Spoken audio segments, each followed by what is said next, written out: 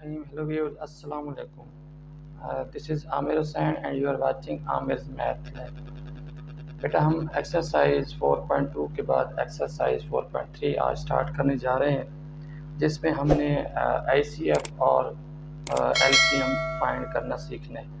और बेटा हमने LCM और ICF अलजेब्रिक एक्सप्रेशंस के आज हमने सीखने हैं, how to find ICF and how to find LCM। ये हमारा टॉपिक है बेटा। तो इसके लिए सबसे पहले हम ICF को डिस्कस करेंगे एंड यू नो दैट कि ICF stands for highest common factor. Highest common factor find करने से पहले मैं आपको कुछ एग्जांपल्स देता हूँ कि अगर हमारे पास कुछ कांस्टेंट वैल्यूज़ हों, आपने 6 क्लास में ये चीज़ें, 5 क्लास में चीज़ें पढ़ी होंगी, how to find ICF and LCM of numbers. बेटा सपोज हमारे पास एक नंबर है 20, ठीक है, और दूसरा हमारे पास नंबर है एक 30। अगर हम इनके सबसे पहले हम इनके फैक्टर्स निकालें तो यहाँ पे बेटा 1 हर एक का फैक्टर होता है, यहाँ पे 2 और इसके अलावा 4, 5, देन हमारे पास इसका फर्दर जो फैक्टर आ सकता है वो 10 एंड 20। अगर हम 30 के फैक्टर्स निकालें, factors are number which are exactly divides, तो यहाँ पे है 1, 2, 3, 5, 6, देन हमारे पास 15 हो सकता है और इसके अलावा हमारे पास बेटा 10 भी हो सकता है इसका फैक्टर, ठीक है, और यहाँ पे 30 इटसेल्फ। तो these are factor of 20 and 30। But अगर हम बात करें हाईएस्ट कॉमन फैक्टर की, तो सबसे पहले हमने कॉमन फैक्टर देखने होते हैं, फिर हमने हाईएस्ट देखना होता है। तो सबसे पहले अगर हम कॉमन फैक्टर की बात करें तो यहाँ पे 1 है, 1, यहाँ पे 2 और 2, इसके बाद बेटा हमारे पास 5 है, 5 है, देन हमारे पास 10 है और यहाँ पे 10 है। इसके अलावा हमारे पास कोई कॉमन फैक्टर्स नहीं है, बट हमने फाइंड करनी है ICF, हाईएस्ट कॉमन फैक्टर। तो बेटा यहाँ पे वाज़े क्लियर है कि जो सबसे ग्रेटर कॉमन फैक्टर होगा वो होगा ICF। तो यहाँ पे हम ये देख सकते हैं कि ICF ऑफ 20 एंड 30 इज 10। तो ये बेटा हमारे पास क्या एक ICF है। बट हमने बेटा अलजेब्रिक एक्सप्रेशन के ICF फाइंड करने हैं। इसमें हमने सबसे पहले बेटा एक्सप्रेशंस को फैक्टराइजेशन करनी होगी। फैक्टराइजेशन के बाद जो उनमें कॉमन फैक्टर होगा, 2 नंबर्स हमारे पास, 2 एक्सप्रेशन होंगे, 3 होंगे, देन हमारे पास वो जो कॉमन टर्म होगी वो हमारे पास इसकी क्या आ जाएगी, हाईएस्ट कॉमन फैक्टर आ जाएगी। तो चलते हैं बेटा, हम एक एग्जांपल लेते हैं जिसमें हमने ICF फाइंड करना है एक अलजेब्रिक एक्सप्रेशन का। तो अगर आप गौर से देखें, यहाँ पे डेफिनेशन की बात करें तो पहले हम डेफिनेशन को देख लेते हैं कि ICF ऑफ 2 और more algebraic expressions refers to greatest algebraic expression we divides them without leaving a reminder. देखिए बेटा हमने 10 और 10 हमारे पास ICF था 20 और 30 का, तो हमारे पास कोई रिमाइंडर नहीं था, तो ये हमारे पास हाईएस्ट कॉमन फैक्टर था। अभी जैसे वहाँ पे हमारे पास ICF था बाय फैक्टराइजेशन और बाय डिवीजन मेथड, बेटे यहाँ पे भी हमारे पास ICF क्या होगा, बाय फैक्टराइजेशन और बाय डिवीजन मेथड।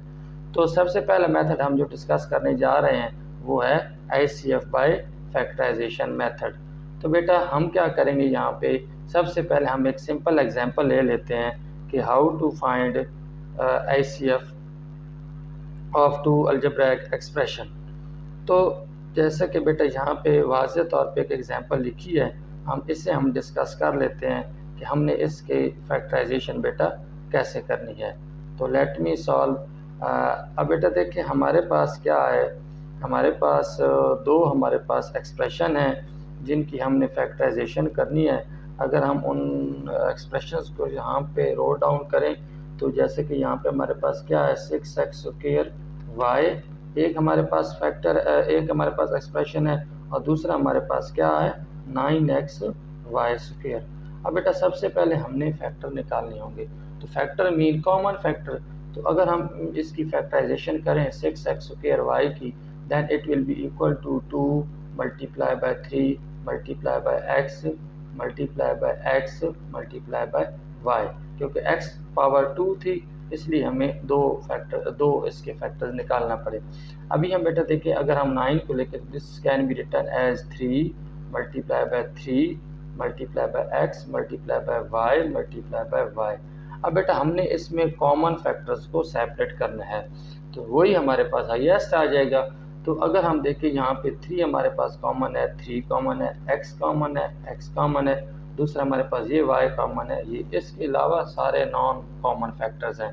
तो बेटा अगर हम इसकी ICF की बात करें तो ICF हमारे पास क्या आ जाएगा, ये देखें 3, ठीक है, देन हमारे पास क्या आ जाएगा x और y। तो ये बेटा इसकी ICF हमने बेटा फाइंड आउट कर ली। तो ये हमारे पास फैक्टराइजेशन मेथड था जिसमें हमने ICF फाइंड करना। अब बेटा इसमें होगा क्या, इसमें ज़रूरी नहीं कि सारे एक्सप्रेशन एक सिंपल एक्सप्रेशन हो। अब आपके पास एक क्वाड्रेटिक एक्सप्रेशन आ सकता है ax square plus bx plus c की फॉर्म में, then you know very well कि how to factorise it, you learn this in 4.1 and 4.2। इसी तरह अगर आपके पास कोई क्यूबिक एक्सप्रेशन आ गया तो उसमें भी आप बेटा a plus B whole cube वाला फार्मूला इम्प्लीमेंट करके उसकी फैक्टराइजेशन कर सकते हो। a cube plus B cube या माइनस वाले यहाँ पे फार्मूलाज रख सकते हैं।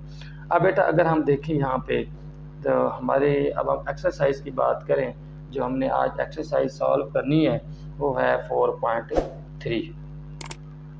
4.3 हम चलते हैं बेटा एक्सरसाइज 4.3 पे। ये देखें ये हमारे पास एक्सरसाइज 4.3 आ गई जिसे आज हमने बेटा सॉल्व करना है।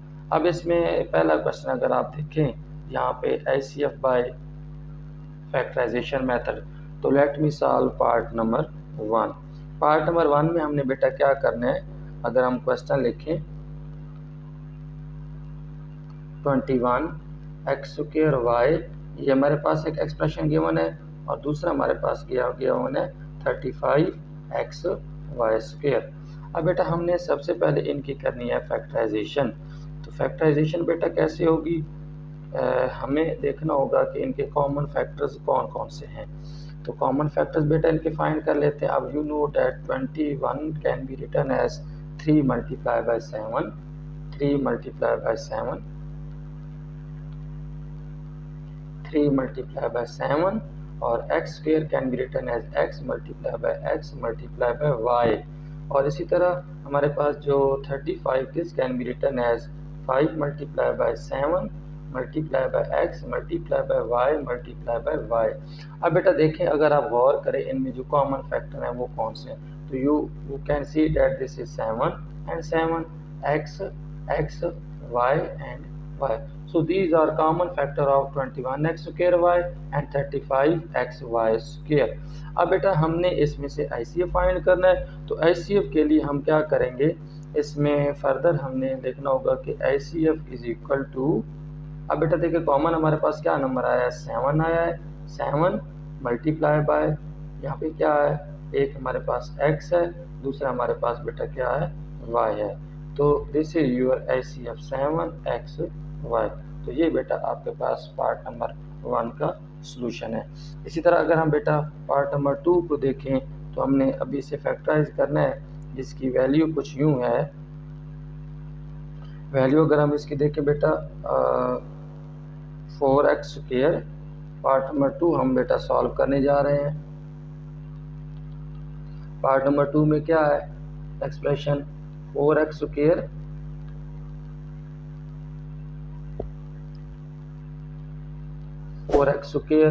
माइनस 9y स्क्वायर, और दूसरा हमारे पास एक्सप्रेशन क्या है 2x square minus 3x y। अब बेटा देखना ये है कि हमारे पास एक्सप्रेशन किस नौइयत का है, या वो क्वाड्रेटिक एक्सप्रेशन है या सिंपल उसमें से कोई कॉमन आ सकता है, या हमारे पास कोई फार्मूला इम्प्लीमेंट हो सकता है। अब बेटा अगर आप इस क्वेश्चन पे गौर करें तो हमने बेटा सबसे पहले इसकी फैक्टराइजेशन करनी है। अगर आप गौर करें 4x square minus 9y square, तो this can be written as 2x, this can be written as 2x whole square and 9y square can be written as 3y whole square. अब बेटा यहाँ पे आपको फार्मूला याद आ रहा होगा इसे देखते साथ ही, a square minus B square, जो कि इक्वल होता है a minus B into a plus B. तो इस फार्मूले को इम्प्लीमेंट करके आप इसकी फैक्टराइजेशन बेटा कर सकते हैं। तो this can be written as A plus B. A की वैल्यू यहाँ पे क्या है 2x है, 2x plus 3y and 2x minus 3y। तो ये बेटा इसकी फैक्टराइजेशन हमारे पास कंप्लीट हो गई। अब हम चलते हैं अपने एक्सप्रेशन नंबर 2 पे, जिसकी हमने बेटा फैक्टराइजेशन करनी है। एक्सप्रेशन नंबर 2 हमारे पास क्या है, इसकी फैक्टराइजेशन अगर हम देखें तो this can be written as, अब इसमें बेटा हमारे पास ना x कॉमन आ रहा है, जस्ट हम इसमें से x कॉमन ले लेंगे। Then we have 2x, x power 2 थी, एक बाहर x रह गया, माइनस 3y। अब बेटा आपने इन दोनों एक्सप्रेशन को गौर से देखना है कि इनमें क्या चीज़ कॉमन है। अगर यहाँ पे देखें तो 2x minus 3y and 2x minus 3y, this is your answer. So HCF for this question will be equal to, HCF of this expression will be equal to 2x minus 3y। तो बेटा ये हमारे पास इसका solution आ गया, हमने HCF find out कर लिया। अब बेटा चलते हैं हम पार्ट नंबर 2 की जानिब, पार्ट नंबर 3 की जानिब, जिसमें हमने इस प्रॉब्लम को सॉल्व करना है। अगर हम पार्ट नंबर 3 को देखें, यहाँ पे मैं उसकी वैल्यू लिखने जा रहा हूँ एक्स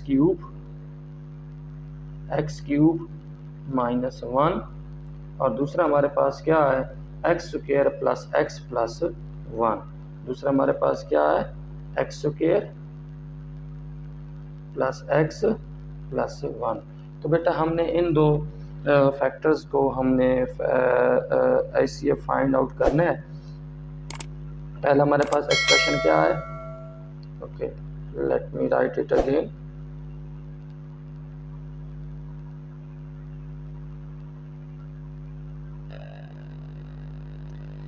अगर पार्ट नंबर 3 की हम बात करें बेटा, तो हमारे पास क्या है एक्स क्यूब माइनस 1, ये हमारे पास एक्सप्रेशन है। और दूसरा हमारे पास एक्सप्रेशन क्या है x square plus X plus 1, x square plus X plus 1 और एक्स क्यूब माइनस 1। अब बेटा देखें हम इसे फैक्टराइज कैसे करेंगे। यहाँ पे बेटा आपको याद होगा हमने एक फार्मूला इम्प्लीमेंट किया था ए क्यूब माइनस बी क्यूब। अब चूँकि बेटा हम इसे लिख सकते हैं एक्स क्यूब माइनस 1 क्यूब, तो इस वैल्यू को फर्दर हम फार्मूला में कन्वर्ट कर सकते हैं ए क्यूब माइनस बी क्यूब। तो ए क्यूब माइनस बी क्यूब अगर बेटा यहाँ पे मैं फार्मूला लिखूँ, आपको याद होगा A cube minus B cube, तो this can be written as A minus B into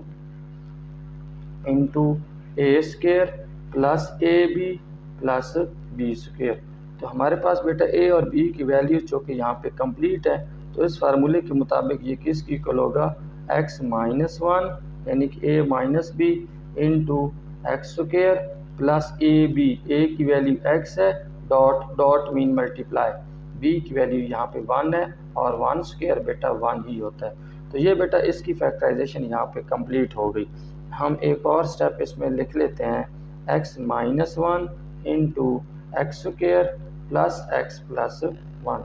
तो ये बेटा इसकी फैक्टराइजेशन कंप्लीट हो गई।